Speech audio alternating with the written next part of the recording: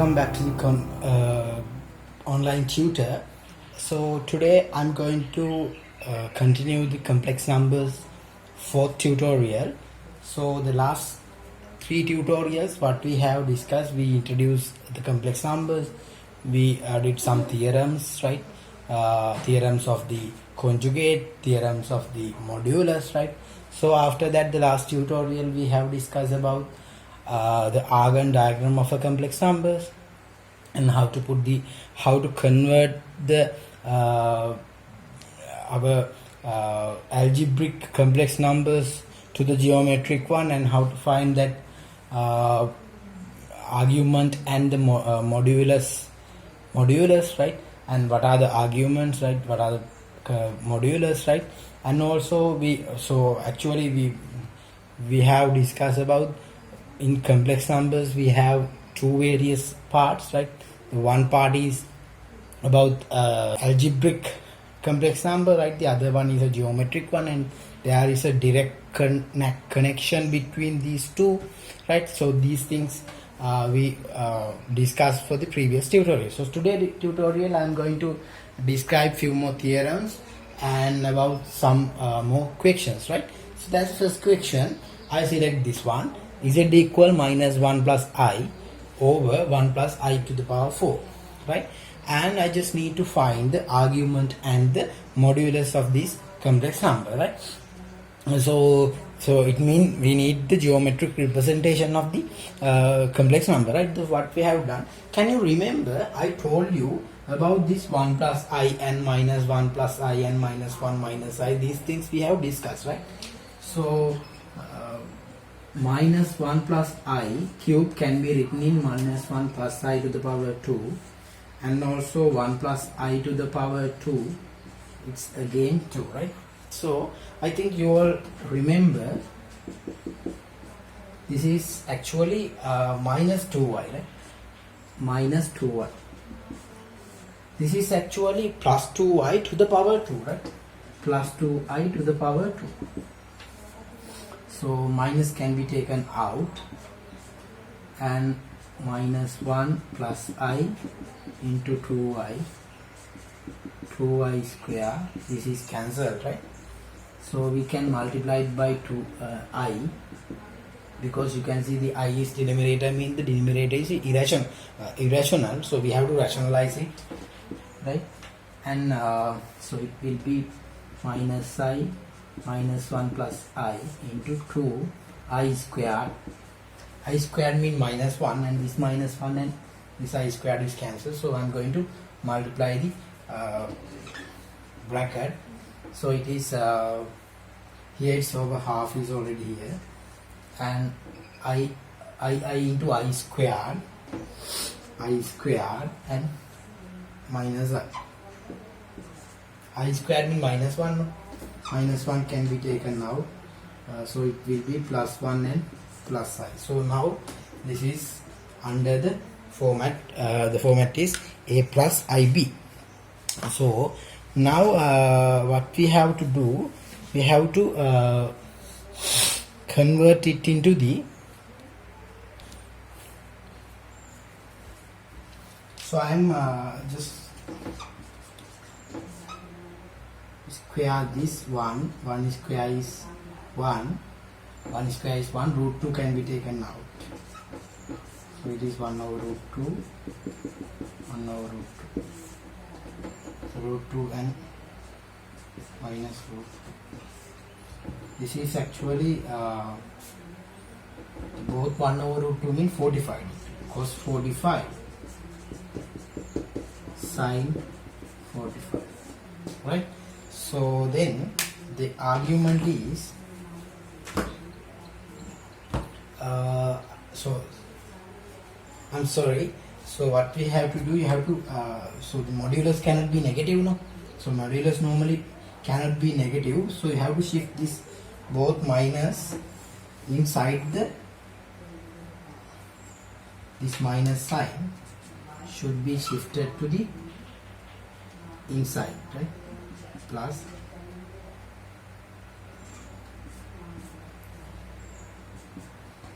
right? So the both cosine sine are negative. Negative means we are on the old side. We are in the third quadrant. Third quadrant means 180 plus something. So 1 over root 2 means surely 45 degrees. Then, so it 1 over root 2 cos pi plus pi over 4.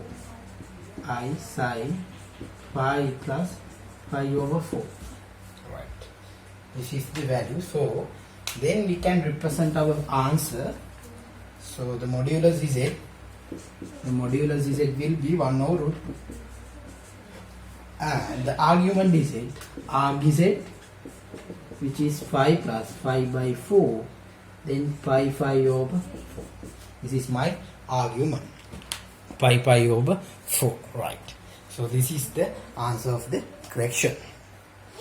And you have to remember, if you get minus something out of the bracket, you have to shift it into the bracket, right? Otherwise this part cannot be a negative, because the modulus is also, the modulus is greater than or equal 0 only. Then how can we put the negative something like in this way, right? So you have to shift it into the bracket. So the bracket will be handle that situation, right? Because inside the bracket you can find the angle, some gives the negative, right? The both sine and cosine give the negative in the third quadrant, doesn't matter, right? So always we have to remember here the modulus, right? Modulus cannot be never negative, right? Alright. So these are the answers, the modulus Z and the argument Z. Okay children, now I'm moving into a special two theorems, right? So see, this is about the algebraic operations using polar format. So under that I'm discuss about two theorems, right? The theorem number one, right? So assume Z1 is a complex number which has R cos theta 1 plus I sin theta 1, right? Z2 R cos theta 2 plus I sin theta 2.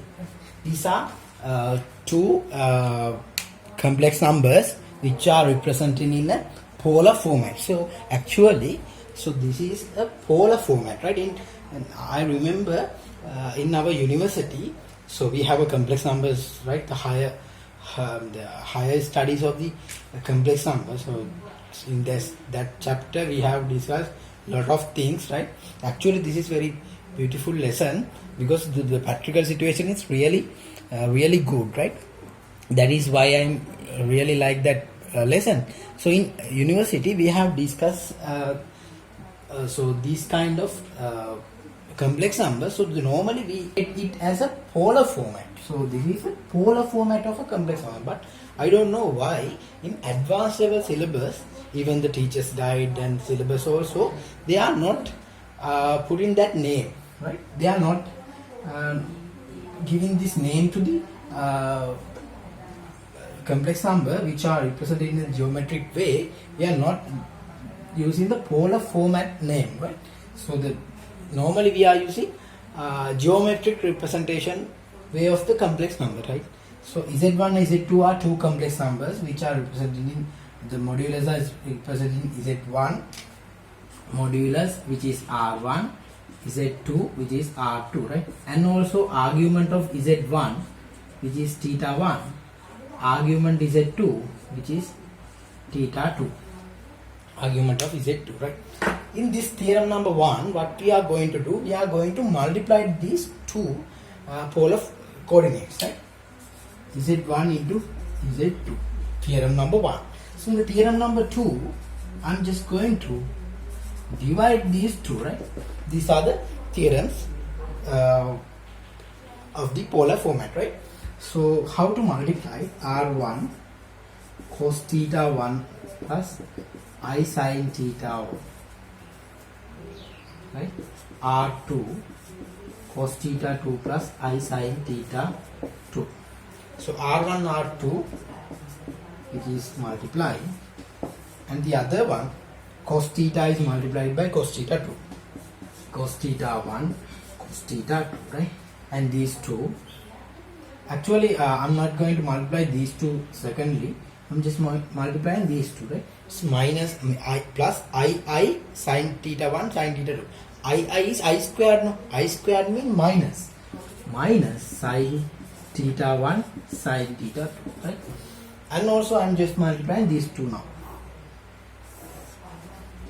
which is I cos theta 1 sin theta 2. Now these two, I sin theta 1 cos theta 2. Here I'm just R1 R2 here multiply. Here these two, cos theta 1 cos theta 1 cos theta 2 minus sin theta 1 sin theta 2, plus I can be taken out, cos theta 1 sin theta 2 sin theta 1 cos theta 2. So what is this, right? What is this? Can you remember in trigonometric AB formulas, this is actually cos theta 1 plus theta I. So what is this? This is sin theta 1 plus theta 2, right? So what happening here, when you are multiplying two polar formats, right, two polar coordinates multiplying, then the product, right, the modulus is the R1, the modulus which is Z1 into Z2, the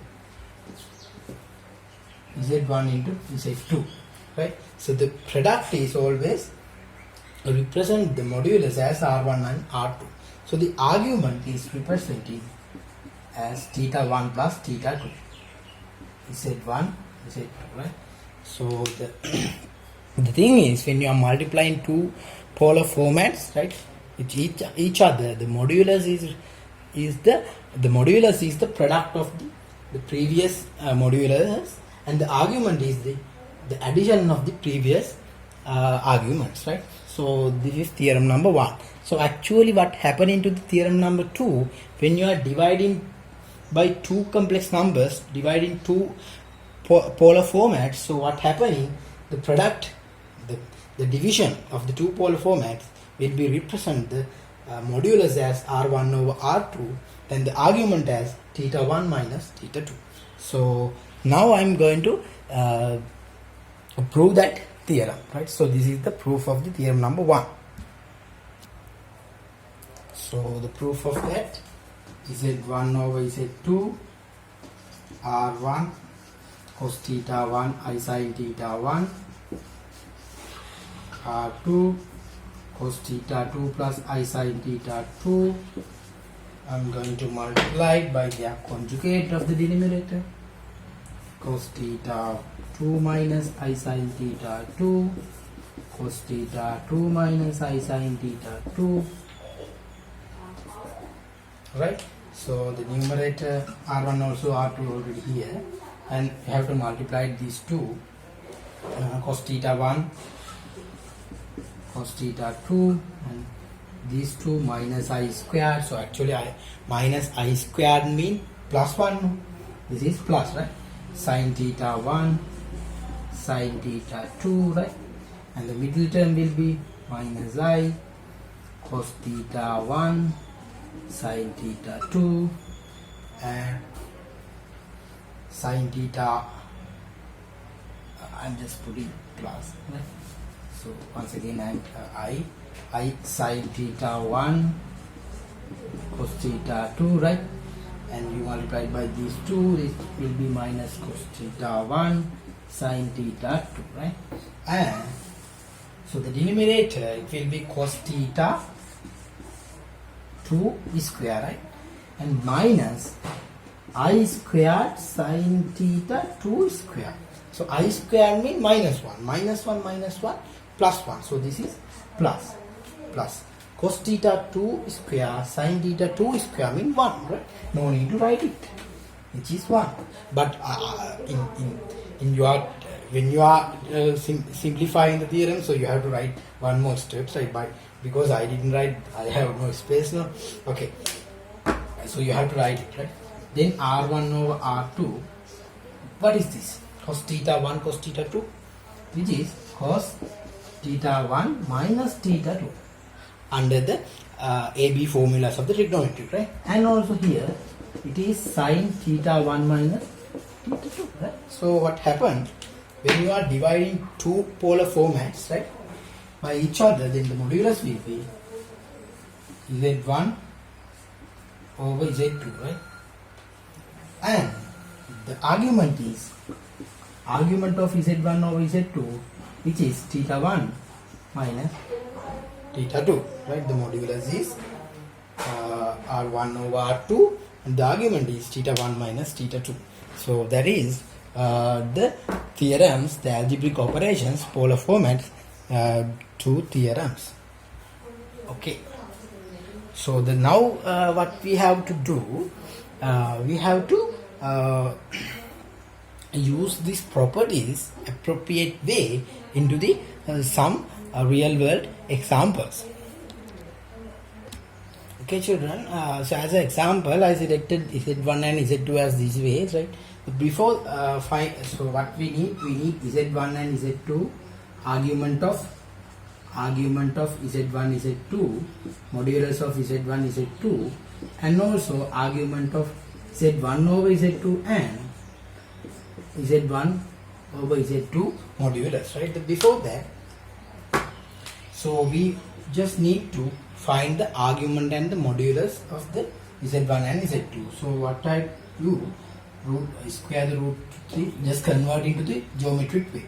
Root 3 plus 1 1, 3 plus 1 4, 2 is out, 3 by 2 plus I minus half, 2, this is minus half, sine is negative, cos is positive. Fourth quadrant, cos 30 degree, 2 5 minus 5 by 3, sine 2 5 minus 5 by 3. So the modulus is 2, and argument is 6 pi 5 over 3 I sine pi 5 over 3. The modulus of Z1, which is 2, argument of Z1 is pi 5 over 3. Right. This is my Z1. Z2, you can pull root 2 out, 1 over root 2 plus I 1 over root 2. Root 2, this is actually both are positive, mean cos pi by 4 plus sin pi by 4. Argument of Z2 pi by 4, modulus of Z2 root 2. Right? So this is my Z1 and Z2. So what we need Z1 into Z2 modulus as well as the argument. Then the modulus of Z1 into Z2, can you remember my theorem number 1? So the modulus is the product of the previous moduluses. Z1 is Z2 modulus, right? Which is 2 root 2. And the argument of Z1 into Z2, which is theta 1 minus theta 2. So theta 1 is pi 5 over 3. Theta 2 is pi over 4. Right? Then 20 pi minus 3 pi.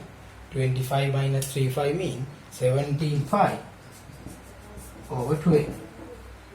And the modulus of Z1 over Z2, which is root 2 over root 2. Root 2. Argument of Z1 over Z2, that is pi 5 over 3. Pi 5 over 3 minus pi over 4. So it will be 20 minus 20. I'm sorry, here it's cannot be negative. Here is addition, right?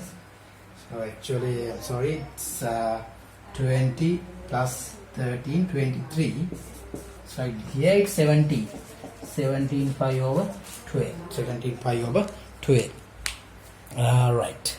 So this is the modulus and the argument of the Z1, Z2 and Z1 over Z2. Okay.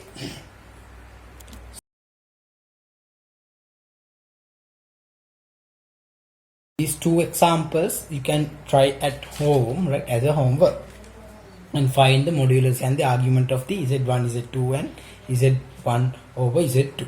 Okay. Okay, so the next example, ABC is a standard triangle which has side length ABC, right, and also A squared greater than B squared plus C squared. Find the real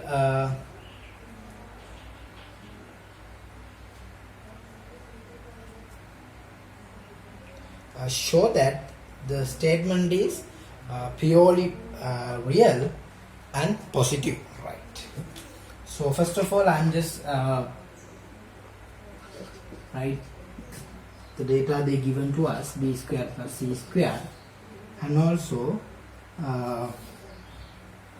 1 plus cos 2b plus I sin 2b, 1 plus cos 2c plus I sin 2c divided by 1 plus cos 2a minus I sin 2a. Right, so this is the Z they given to us, Z. Okay, so can you see there exists some pattern, right? So here these three are the following in the same manner. What I am going to do, so what we have to do, we have to show this is a purely real. Purely real means we don't have any imaginary part, right? The coefficient of the imaginary part should be 0. That is what they expected. And also we have to show that the purely real part is a positive. So that is what we need to find. So I'm just considering only this part because I can see a pattern. 1 plus cos 2b I sin 2b. Okay, and I'm just going to convert into the half angle triangle. 2 cos squared b to cancel the plus 1 plus I 2 sin b cos b. 1 getting cancelled. 2 cos b can be taken out and it will be cos b plus I sin b, right? So this is the 1 plus cos 2b plus I sin. Then what will happen when we have I sin 2c, something like that? So it will be directly 2 cos c plus I sin c. So reason similarly.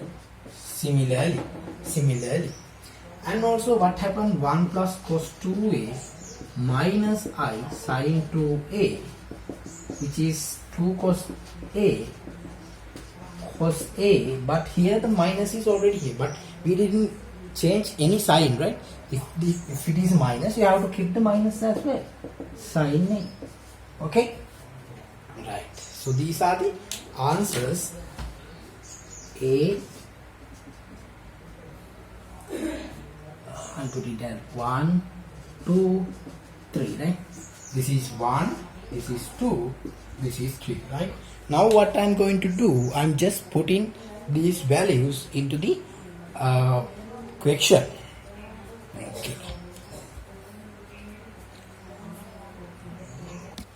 So okay, I substitute the old values, right? And 2 getting cancelled, and it's cos b, cos c, cos a, and what happened in these two are multiplying, right? cos B plus I sin B. These two getting cancelled. Cos C plus I sin C. And this is dividing. Cos A minus I sin A. Okay, can you remember the previous algebraic operation using polar format? Theorem number 1. What happened if you are multiplying two complex numbers, the polar format of the two complex numbers, then the argument is, what happening? The argument is adding, right? So when you are, this is also same. Here we can write it plus cos B plus C I sin B plus C over cos A minus I sin A. Okay, actually what is this? Minus I sin A. Actually we can write, cos A also equal to cos A equal cos minus A, no? And minus sin A, sin minus A, right? So what I am going to do, I am putting minus A to here, and I just remove plus A, right? Then two complex numbers are dividing, mean we can subtract the argument. So when we are subtracting the argument, then it will be directly, so no space actually, okay, yeah, A squared, right? So the Z will be, this is cos B, cos C, cos A. These two are subtracted, then B plus C minus A. Okay. Cos A plus B plus C plus I sin A plus B plus C. Right. A square greater than B square. So we didn't even use this data, right? So what is this? A plus B plus C. Can you remember? This is standard triangle, right? Standard triangle. So in this standard triangle, A plus B plus C mean pi. Cos pi. Cos pi. I sin pi. Cos pi mean minus 1, right? And sin pi is plus 1. 0. Okay. The answer is equal to cos A, cos C over cos A, cos B. But here is minus. This is 0. This is minus 1. Then that is minus cos B, cos C over cos A. Right. So now, we verified. So this is surely purely real. Purely real means the imaginary part is getting 0. Purely real. But how can we say this Z is a positive number? Because we have minus. So for that is why they given this data. A squared plus greater than B squared plus C squared. So what I am going to do, I am just pull A squared to the other side. B squared plus C squared minus A squared. And I am going to divide by 2BZ from both sides, because in a triangle BCA all are positive numbers. The length being positive. Greater than B squared C squared minus A squared 2BC. What is this? This is cos A. Cos A is less than 0. Cos A less than mean surely A is what? A is more than 90 degree.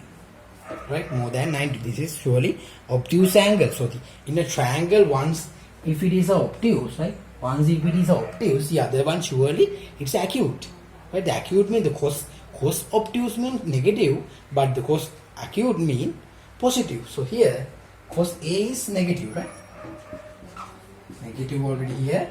Cos B is surely positive because it is acute. And also cos C also positive, but cos A is negative. Negative cancel. Positive, this is positive.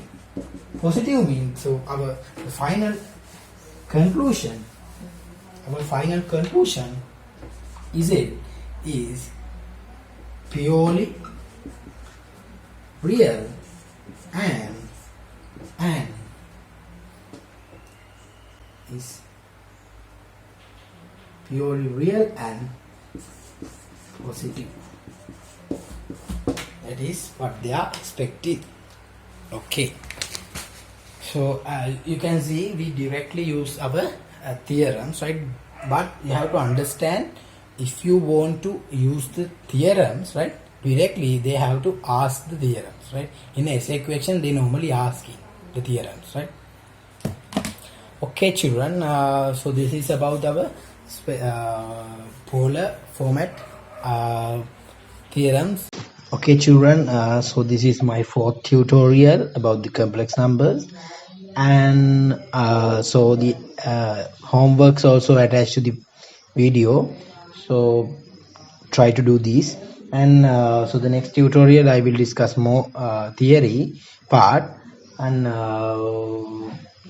you have if you have any doubt, please let me know, comment in the comment section, and have a nice day. Goodbye.